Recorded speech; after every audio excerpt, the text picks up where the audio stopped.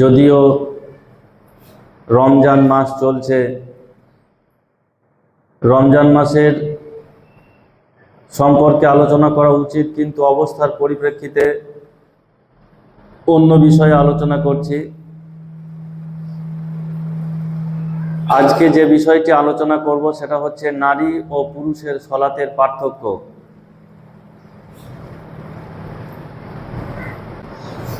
আমার কাছে খবর আছে যে মা বোনেরা এই মসজিদে নামাজ পড়তে আসছেন, তারা এসে মসজিদের উপরে প্রচণ্ড হারে কথা বলছেন। যদি আমার কথাগুলোকে না শোনার চেষ্টা করেন, বোঝার চেষ্টা না করেন, তাহলে ওই মেলায় গান শুনতে যাওয়া, নাটক শুনতে যাওয়া আর এই মসজিদে নামাজ পড়তে আসা একই ব্যাপার হয়ে যাবে। জায়গায় জায়গায় যে কথাটা মনে ধরছে তখন সেটা নিয়েই আলোচনা চলছে, হ্যাঁ ঠিকই বলেছে, এইরকমই বলতে হবে, মানে ওটাও বলতে পারবেন না। আপনি যখন নামাজ পড়বেন, নামাজে দাঁড়িয়ে যাবেন, তখন নামাজে দাঁড়িয়ে থাকা অবস্থায় যেমন চুপ, কোনো কথাই বলতে পারবেন না, তেমনি খুতবার সময় চলাকালীন সময়ে, খুতবা শোনাকালীন সময়ে অতটাই চুপ থাকতে হবে। আপনি কোনো কথাই, ভালোটাকে ভালো, খারাপটাকে খারাপ, কোনো কথাই বলতে পারবেন না। যদি বলেন তাহলে বরবাদ হয়ে গেল, তাহলে এই জুম্মাটা আপনার কোনো কাজে আসলো না। আপনি যে জুম্মার নামাজ পড়তে এলেন, আপনার নিয়তটা যেন এটা থাকে যে আমি কিছু পেতে চললাম। জুম্মার নামাজের অনেক অনেক ফজিলত রয়েছে, অনেক নেকি রয়েছে। সেই নেকিগুলাকে পাবার আশায় যদি আপনি আসেন, তাহলে আপনার কাজ হবে নীরবে চুপচাপ শোনা এবং সেই মতো আমল করা। আমি পরপর ধাপে ধাপে যে কথাগুলা, যে আলোচনাগুলা করছি, এই আলোচনাগুলা যদি আপনি ধ্যান মন দিয়ে শোনেন, তাহলে ভবিষ্যতে আপনাকে আর কেউ বিভ্রান্ত করার কোনো সুযোগ সুবিধা পাবে বলে আমার মনে হয় না। অনেক খেটে খুঁটে পরিশ্রম করে এই কথাগুলো আপনাদের সামনে বলি, আপনি সেই কথাটার গুরুত্ব দেওয়ার চেষ্টা করুন। মূলত সহিহ হাদিসের এবং কোরআনের ভিত্তিতে নারী পুরুষের নামাজের মধ্যে কোনো ভিন্নতা নেই, কিন্তু আমাদের সমাজে আমাদের মাযহাবকে টিকিয়ে রাখার জন্যে বেহেশতি জেওর বলে একটা বই লেখা হয়েছে। ওই বেহেশতি জেওর বইটাতে 11টা মতান্তরে 18টা নারী এবং পুরুষের সলাতের মধ্যে পার্থক্যকরণ করা হয়েছে। মানে পুরুষের নামাজের থেকে মেয়েদের নামাজের 18 জায়গায় নাকি অমিল আছে, গড়মিল রয়েছে। তো তারা কোন পরিপ্রেক্ষিতে বলছেন সেগুলা আপনাকে দলিল ভিত্তিক, তাদের উক্তি এবং সহিহ হাদিসের আলোকে সেগুলোকে বলার চেষ্টা করব। কয়েকটি জায়গায় পার্থক্য আছে, সেগুলোকে আমরাও মেনে নিই, সহিহ হাদিসের ভিত্তিতে সেগুলোকে মানতে বাধ্য। মহিলাদের নামাজে যদি মহিলারা ইমামতি করেন, সেই ক্ষেত্রে পুরুষের মতো করে পুরুষের ইমাম যেমন কাতারের সামনে এসে দাঁড়ায়, মহিলারা ওই রকম কাতারের সামনে এসে না দাঁড়িয়ে কাতারের ভেতরেই দাঁড়াবে। এইখানটাই একটা পার্থক্য সহিহ হাদিস থেকে পাওয়া যায়, যে পুরুষেরা যখন জামাত করে নামাজ পড়বে, তখন পুরুষের যে ইমাম হবে সে কাতারের সামনে আলাদা করে দাঁড়াবে, কিন্তু মহিলাদের ক্ষেত্রে সে কাতারের ভিতরেই দাঁড়াবে। সেটা মহিলাদের মুক্তাদি হবে, মহিলার ইমাম হবে। 2 নাম্বার হচ্ছে, যখন জামাতে নামাজ চলবে, চলাকালীন সময়ে বা একা একই নামাজ পড়ার সময়ে সূরা ফাতিহা পড়ার পর ওয়ালা দল্লিন বলার পর যে আমিন সশব্দে বলতে হয়, এটা পুরুষেরা সশব্দে বলবে, মহিলারা চুপি চুপি বলবে। এই মসজিদে জোরে জোরেই বলছে, আপনি এসে ওভারটেক করে ফেলেন না। আহলে হাদিসরা জোরে আমিন বলে, সুতরাং আমি তো আহলে হাদিস ঘরের মেয়ে, আমি এদের মসজিদে এসে ফাটিয়ে দেবো মসজিদ, হবে না। মেয়েদের গলার আওয়াজের সঙ্গে, কথার আওয়াজের সঙ্গে তার হিজাব, তার আব্রু, তার পর্দার সম্পর্ক রয়েছে। আপনি শুধু মসজিদে নয়, বাড়ির ভিতরেও এমন জোরে চিৎকার করবেন না যে চিৎকার বাড়ির বাইরে বেরিয়ে যায়। যদি ওই আওয়াজটা বেরিয়ে যায়, তাহলে আপনি পর্দার খেলাপ করলেন। অবশ্য আমরা হাদিস তৈরি করে নিয়েছি, আমাদের এদিকে অসুবিধা হয় না। জোরে চিৎকার মানে বাড়িতে কাক পক্ষী বসতে দেয় না এমন মুসলমান মেয়েদের অভাব নাই। এমন চিৎকার করে যে তার চিৎকারে বাড়িতে কাক বসতেও ভয় পায়। বাড়ির লোক তো দূরের কথা, পাড়ার লোক পর্যন্ত বুঝতে পারে যে অমুকের বউ বা অমুকের বিটি চিৎকার করছে। যদি আপনি এরকমটি করে থাকেন তাহলে এর জন্য ভয়াবহ শাস্তি আছে, আযাব আছে। মেয়েদের যত আযাব কিয়ামতের দিনে দেওয়া হবে তার মধ্যে সবচাইতে মারাত্মক আযাব যেটা দেওয়া হবে সেটা হলো তার আব্রুর হেফাজত না করার জন্য, পর্দা না করার কারণে। কিয়ামতের ময়দানে মেয়েরা যখন জাহান্নামে ভুগবে, আযাব কষ্ট ভোগ করবে, সেই সময় অসংখ্য মানুষের যে জাহান্নামীদের চিৎকার হবে, সমস্ত চিৎকারকে ঊর্ধ্বে ফেলে রেখে আরো জোরে যে চিৎকার করবে সেটা হলো একটা মহিলা, একটা রমণী। সবাই বলা বলি করবে কে ওই মহিলা, কি তার পাপ। উত্তর আসবে ওই মহিলা পর্দা করতো না, বেআব্রু হয়ে ঘুরে বেড়াতো।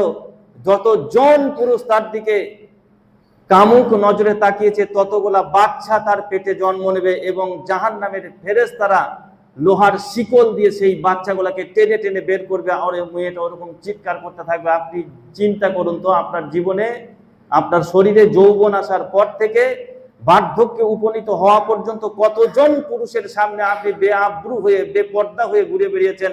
আপনার গলার এই আওয়াজটার সঙ্গেও পর্দার সম্পর্ক রয়েছে। আপনার ওই আওয়াজ যদি পর পুরুষের কানে যায় সেটাও পর্দার খিলাপি হয়। তো এইরকম করে যদি আপনার গর্ভে সন্তান আসে, কত কোটি সন্তান আপনার পেটে আসবে, আপনার পেটের আয়তনটা কত বড় হবে। আর সেদিন যে চিৎকার আপনাকে করতে হবে এর একটাই কারণ, সেটা হলো পর্দার খিলাপি করা। সুতরাং আমি বলছিলাম নারী পুরুষের সলাতের পার্থক্যের মধ্যে একটা পার্থক্য পেলাম, মেয়েরা যখন ইমামতি করবে তখন সে কাতারে দাঁড়াবে। 2 নাম্বার পার্থক্য হচ্ছে যে তারা যখন আমিন বলবে তখন নিঃশব্দে বলবে, চুপে চুপে বলবে, যেন আওয়াজটা বাইরে না যায়, কেউ শুনতে না পায়। গম গম করে যেমন মসজিদের আওয়াজ হয় পুরুষদের ক্ষেত্রে, এটা পুরুষদের জন্য প্রযোজ্য, নারীদের জন্য প্রযোজ্য নয়। 3 নাম্বার হচ্ছে জেহেরি নামাজ মেয়েরা যখন পড়বে তখন তারা নীরবে পড়বে। কোনো পুরুষ যখন একাকী হোক বা জামাতে হোক, মাগরিবের নামাজ পড়বে, এশার নামাজ পড়বে, ফজরের নামাজ পড়বে, যেগুলাকে জোরে কেরাত করে পড়া হয় এগুলা পুরুষেরা আওয়াজ করে পড়বে, কিন্তু মেয়েরা চুপি চুপি পড়বে, এটাই সুন্নাত। সুতরাং এই ক্ষেত্রে মেয়েদের একটা পার্থক্য পুরুষের থেকে পাওয়া যায়। 4 নাম্বার হচ্ছে জামাতে নামাজ পড়াকালীন সময়ে ইমামের যদি ভুল হয় তাহলে পুরুষেরা তাকবীর দেবে, সুবহানাল্লাহ বলবে, কিন্তু মেয়েরা তাকবীর দেবে না, মেয়েরা হাততালি দেবে, তাদের হাতের উপরে হাত থাকবে, এইভাবে একটা আওয়াজ করবে, এইটাকে তাশরিফ বলা হয়েছে। তাহলে মেয়েরা করবে হাততালি দেবে। যে হুজুররা বলছেন যে মেয়েদের জামাতে আসাটা ফিতনা, ওই হুজুরকে জিজ্ঞাসা করবেন যে এই যে মেয়েদেরকে হাততালি দিতে বলা হয়েছে, আপনি যে 18টা পার্থক্য নারী পুরুষের সলাতে করলেন তার মধ্যে এটা একটা, এটা কখন, একাকী না জামাতে? আর যে জামাতে সেটা মেয়েদের জামাত না পুরুষের জামাত? পুরুষের ইমামতিতে মেয়েরা যখন পিছনে নামাজ পড়বে তখন মেয়েরা যেহেতু জোরে তার আওয়াজ বলতে নিষেধ করা হয়েছে, তাকে আমিনটাকেও জোরে বলতে নিষেধ করা হয়েছে, সেগুলো সে তাকবীরটাও জোরে দিতে পারবে না, তাকে আওয়াজ করতে হবে। সে হাতের সঙ্গে হাতে আওয়াজ করে বুঝিয়ে দেবে যে ইমাম সাহেবের ভুল হচ্ছে। এইরকম কয়েকটি পার্থক্য হাদিসের ভিত্তিতে পাওয়া যায়। এই ছেলেটা খুব বিয়াদবি করছে, ছেলেটাকে মসজিদ থেকে পাঠিয়ে দাও, বাড়ি পাঠিয়ে দাও। কার ছেলে এগুলা?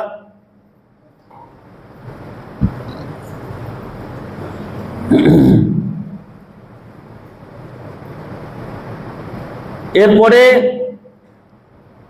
আগের দিন আলোচনা করছিলাম মেয়েদেরকে কাতারে দাঁড়ানো পর্যন্ত বলেছি। যখন দাঁড়াবে সোজা হয়ে দাঁড়াবে, যখন দাঁড়াবে তখন শাড়িটা সোজা করে দাঁড়াবে, কাঁধে কান, পায়ে পা মিলিয়ে দাঁড়াবে। আপনার হুজুর বলছে না, মেয়েরা যখন দাঁড়াবে তখন পা দুটো জমা করে দাঁড়াবে। যদি মেয়েরা পা ফাঁক করে দাঁড়ায় তাহলে তার ইজ্জত গাহের সঙ্গে মাটির কানেকশন হয়ে যাবে। ওই হুজুরকে আমি জিজ্ঞাসা করি যে হুজুর, ওই মেয়েদের ইজ্জত গাহের সঙ্গে কানেকশনটা শুধু নামাজের সময়তেই হয় না অন্য সময়তেও হয়? ওরা কি পা ফাঁক করে হাঁটে না? বাড়িতে যখন অন্য সময় দাঁড়ায় তখন পা ফাঁক করে দাঁড়ায় না, তখন কানেকশন হয় না? যত ঝামেলা নামাজ পড়তে এসে হুজুর কোথা থেকে যে কি ফতোয়া দিল, এটা কোনো হাদিসেও পাওয়া যায় না, কোনো শাস্ত্রে কোনোভাবেই উল্লেখ পাওয়া যায় না। একটা মন গড়া ফতোয়া, একদম মানে জাল বানাওট কথা, মেয়েরা যখন দাঁড়াবে তখন পাটা জমা করে পায়ে পা লাগিয়ে দাঁড়াবে, তা না হলে তার পর্দার খেলাপি হয়। পর্দার খেলাপির সঙ্গে পা ফাঁক করা আর পা বোঝানো যদি এক কোনো সম্পর্ক থেকে থাকে, শুধু নামাজের অবস্থায় নয় অন্য সময়তেও হবে, তাহলে আপনি কোনো সময় তো পা খুলতেই পাবেন না। যদি এটা পর্দার বিধান হয়, তাহলে পর্দার বিধানটা শুধু নামাজের জন্য প্রযোজ্য কেন? সুতরাং এ হাদিস জাল, এ কথা মিথ্যা, এ কথা বানোয়াট, এর উপরে কোনো রকম ভাবে আমল করা যাবে না, যাবে না, যাবে না।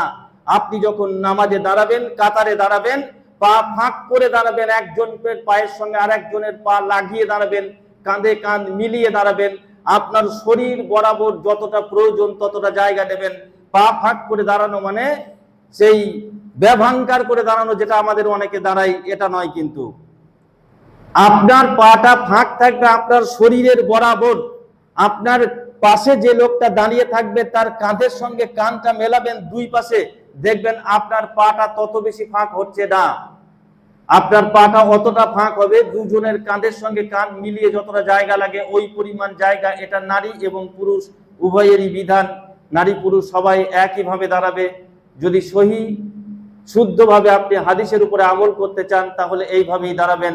আর যদি অন্ধ ভক্ত, অন্ধ হুজুরের কথা শুনে অন্ধভাবে চলেন, তাহলে আপনার যা ইচ্ছা তাই করবেন।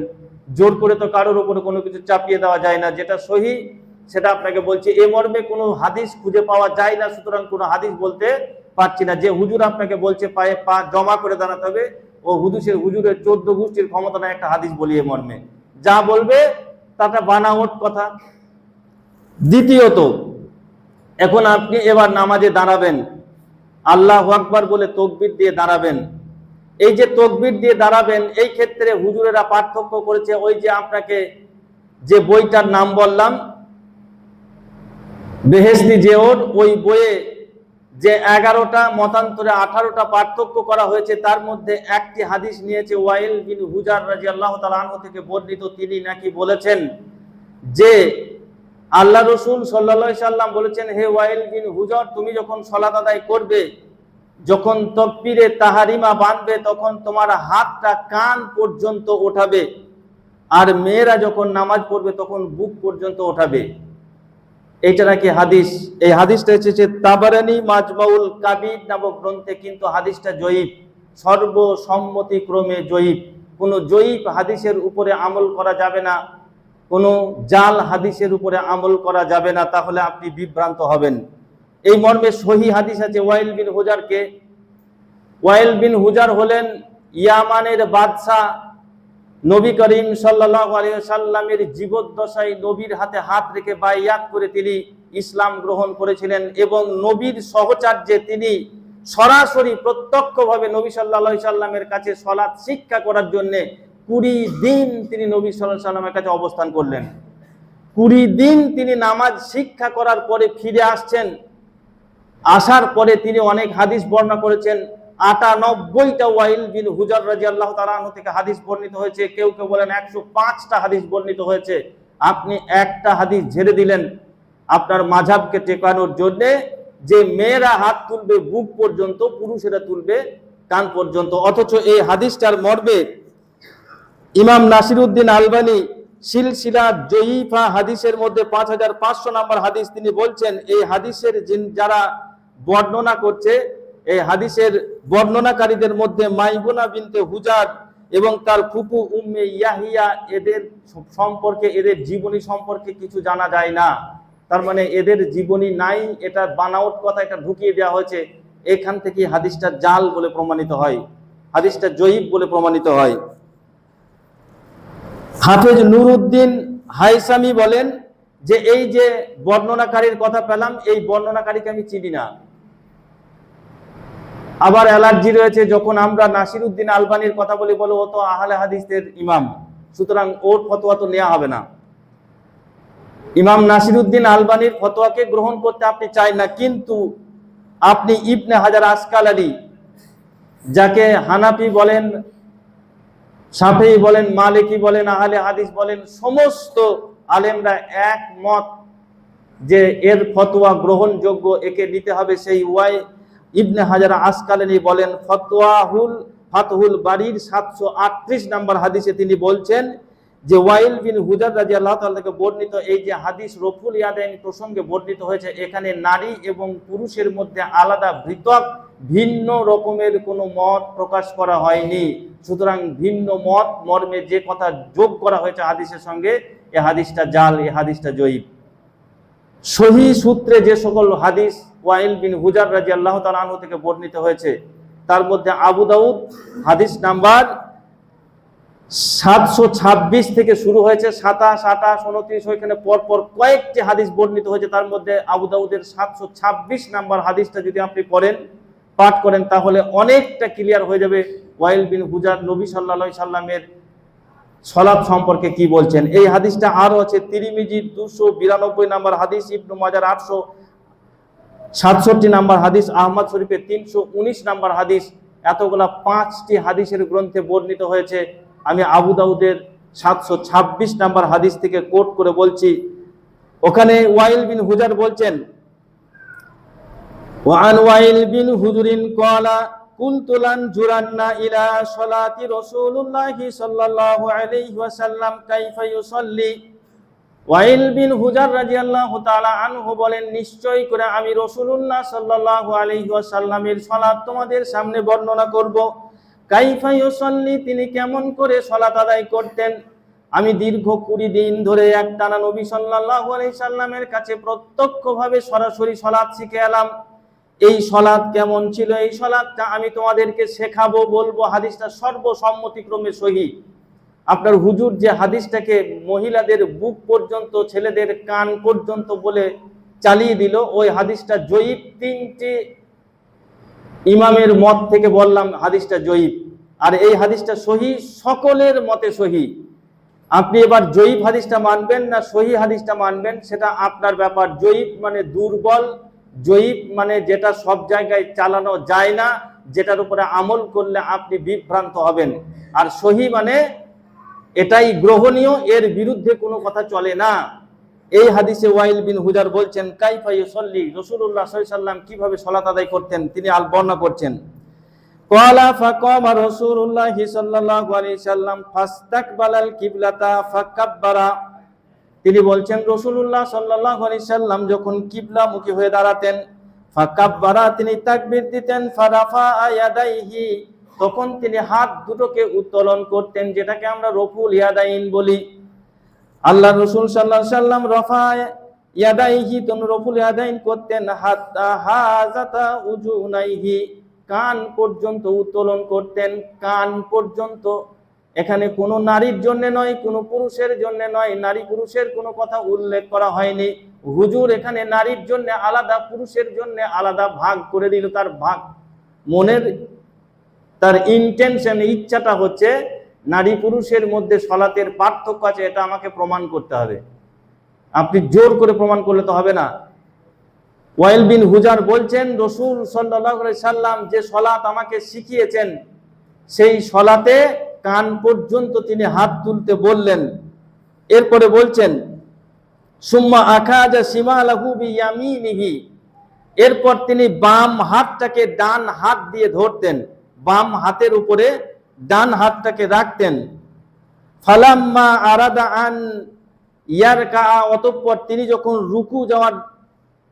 রুকু যাওয়ার ইচ্ছা পোষণ করতেন, রাফা আহুমা, তো তিনি আবার সেই সময় রফুল ইয়াদাইন করতেন, মিসলা জালিকা, ঠিক আগের মতোই। হুজুর এই হাদিসটা বললে পরে আপনার ঢোল ফেসে যাবে। আপনি শুধুমাত্র সালাতে দাঁড়াবার সময় যেটা তাকবীরে তাহরিমা, তখন রফুল ইয়াদাইন করতে হবে কান পর্যন্ত, পুরুষের বুক পর্যন্ত মহিলার। এইটা আপনি জাল হাদিস বলে চালিয়ে দিলেন। সহিহ হাদিসে বলছে আল্লাহ রাসূল সাল্লাল্লাহু আলাইহি সাল্লাম যখন সালাতে দাঁড়াতেন কান পর্যন্ত হাত তুলতেন, নারীর জন্য আলাদা, পুরুষের জন্য আলাদা। এ কথা রাসূলুল্লাহ সাল্লাল্লাহু আলাইহি সাল্লাম বলেননি। তিনি কান পর্যন্ত হাত তুলে বাম হাতটাকে ডান হাত দিয়ে ধরতেন। তারপরে তিনি যখন রুকুতে যেতেন, রুকুতে যাওয়ার সময় তিনি আবার রফুল ইয়াদাইন করতেন। রুকু থেকে যখন মাথা তুলতেন আবার রফুল ইয়াদাইন করতেন। এই হাদিসের মধ্যেই বর্ণিত হয়েছে। হাদিসটা অনেক বড়, আমি সংক্ষেপে ছেড়ে দিচ্ছি। তিনি যখন সেজদায় যেতেন, সেজদা থেকে উঠে তাশাহুদে বসতেন, শেষ তাশাহুদে বসে তিনি আঙ্গুল দুটোকে আংটির মতো করে এই আঙ্গুলটাকে নাড়াতেন। এই হাদিসের মধ্যে উল্লেখ রয়েছে। ওয়াইল বিন হুজার রাদিয়াল্লাহু তাআলা আনহু থেকে বর্ণিত এই হাদিস থেকে বোঝা যায় আল্লাহ রসুল নারী পুরুষের সলাতের মধ্যে পার্থক্যের কোনো কথা বলেননি। তিনি বলেছেন, আল্লাহ রসুল বলেছেন, তোমরা যখন তাকবীর দেবে তখন হাতটাকে ওঠাবে তোমাদের কান পর্যন্ত, কানের লতি পর্যন্ত ওঠাবে। তাহলে যদি বুক পর্যন্ত তোলা হয় তাহলে কি নামাজ হবে না? প্রশ্ন থাকতে পারে। এরপরে 728 আবু দাউদের, আমি আপনাকে যে হাদিসটা শোনালাম 726 নাম্বার হাদিস, 728 নাম্বার হাদিসে বর্ণিত হয়েছে রাসূলুল্লাহ সাল্লাল্লাহু আলাইহি সাল্লাম যখন নামাজ পড়তেন তখন তিনি কান পর্যন্ত হাত তুলতেন। কিছুদিন পর আমি গিয়ে দেখলাম, সাহাবী বলছেন, বর্ণনাকারী বলছেন যে সাহাবীরা যখন নামাজ পড়ছেন তখন তারা বুক পর্যন্ত তুলছেন। সুতরাং কান পর্যন্ত যদি আপনি তোলেন তাহলেও সলাৎ হবে, বুক পর্যন্ত যদি তোলেন তাহলেও সলাৎ হবে। নারীরা বুক পর্যন্ত, পুরুষেরা কান পর্যন্ত, এ কথা মিথ্যা। নারীর জন্য এবং পুরুষের জন্য আলাদা বলা যাবে না। পুরুষ হোক বা নারী, আপনি তুললে কান পর্যন্ত তুলতে পারেন, তুললে বুক পর্যন্ত তুলতে পারেন। এরপরে আবু দাউদ 730 নাম্বার হাদিস, মুহাম্মদ ইবনে আমর রাদিয়াল্লাহু তাআলা আনহু থেকে বর্ণিত, তিনি বলেন, আমি আবু হুমাইদ আশ-শাইরি রাদিয়াল্লাহু তাআলা আনহুকে 10 জন সাহাবীর সাক্ষ্যে, 10 জন সাহাবীর সম্মুখে বলতে শুনেছি। তিনি বলছেন, আল্লাহ রাসূলের সালাত সম্পর্কে আমি তোমাদের থেকে বেশি জানি। তারা বলছে, সে কি কথা? তুমি তো আমাদের থেকে আল্লাহ রাসূলের সহচর্যে বেশি থাকো, বেশি কাছাকাছি বেশি থাকো, এ কথা তো জানি না, তাহলে আমাদের থেকে বেশি জানো কেন? সে বললে, হ্যাঁ জানি, আল্লাহর কসম আমি আল্লাহ রসুল সাল্লাল্লাহু আলাইহি সাল্লামকে দেখেছি তিনি যখন হাত তুলতেন তখন কান পর্যন্ত তুলতেন। মিনাল কাবাইহি। 3টি বর্ণনা পাওয়া যায়, উজুনাইহি কানের লতি পর্যন্ত, আর একটা আছে সুদুরিহি বুক পর্যন্ত, আর একটা আছে কাবাইহি কান পর্যন্ত। যে কোনো সীমানা পর্যন্ত, কান পর্যন্ত তোলেন, বুক পর্যন্ত তোলেন বা কান পর্যন্ত তোলেন। যে হাদিসের উপর আমল করবেন, 3টি হাদিসই সহিহ, তাতেই আপনার সালাত হয়ে যাবে। সুতরাং নারীর জন্য আলাদা, পুরুষের জন্য আলাদা এ কথা বলার অজুহাত, এ কথা বলা চলবে না। নারী হোক বা পুরুষ, আপনি হাত তুলবেন কোথা পর্যন্ত? 3টি সীমানা আপনি তুলতে পাবেন, কানের লতি অথবা কান বরাবর অথবা বুক পর্যন্ত তুললেও আপনার সালাত হয়ে যাবে। এটা হলো হাত উত্তোলনের হাদিস। আর যে হাদিস আপনাকে শোনালাম, এই হাদিসের অনুসারে হাত তোলা শুধুমাত্র আপনি যখন দাঁড়াবেন, নামাজে দাঁড়াবার সময়, তাকবীরে তাহরিমার সময় শুধু হাতটা তুলবেন, হাত উত্তোলন করবেন, রফুল ইয়াদাইন করবেন, অন্য সময় করবেন না, করতে নাই, করা হয় না। এগুলা যেগুলা বলে সব হাদিসগুলো জয়ীফ। ওয়াইল বিন হুজার থেকে বর্ণিত 98টা হাদিস আছে, পরে পরে আপনাকে শোনাবো, জায়গা মতো শোনাবো। এখন এই পর্যন্ত শুনে রাখুন, রফুল ইয়াদাইন যদি আপনি করেন, প্রত্যেক তকবীরে আল্লাহ রসুল যতবার তকবীর দিয়েছেন ততবার তিনি রফুল ইয়াদাইন করেছেন। আপনি আল্লাহু আকবার বলে দাঁড়াবেন, রফুল ইয়াদাইন করে দাঁড়াবেন, তো রুকুতে যাবেন তো রফুল ইয়াদাইন করে যাবেন, রুকু থেকে উঠবেন রফুল ইয়াদাইন করবেন, সাজদাতে যাবেন রফুল ইয়াদাইন করে যাবেন, আবার সাজদা থেকে উঠে যখন আপনি বুকে হাত বাঁধবেন, রফুল ইয়াদাইন করে বুকে হাত বাঁধবেন।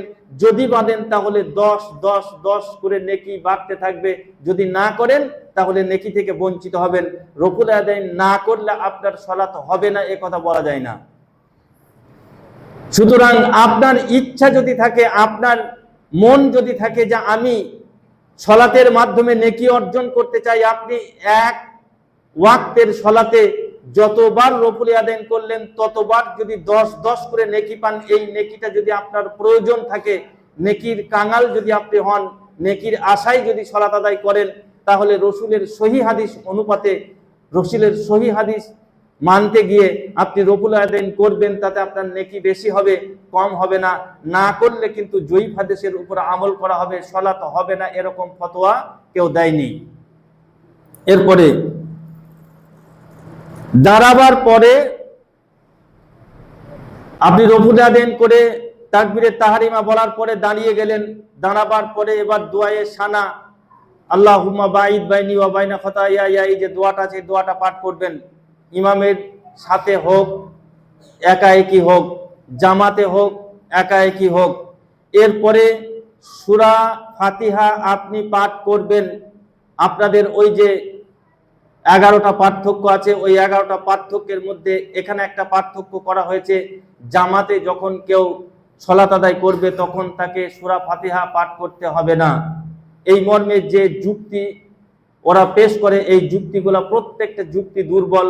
কোনো সহিহ হাদিসের ভিত্তিতে এই যুক্তি দিতে পারে নাই, বরং সহিহ হাদিস একাধিক রয়েছে যেখান থেকে বর্ণিত হয়েছে যে আল্লাহ রাসূল সাল্লাল্লাহু আলাইহি সাল্লাম বলেছেন, লা সলাতা লিমান লাম ইকরা বিফাতিহাতিল কিতাব।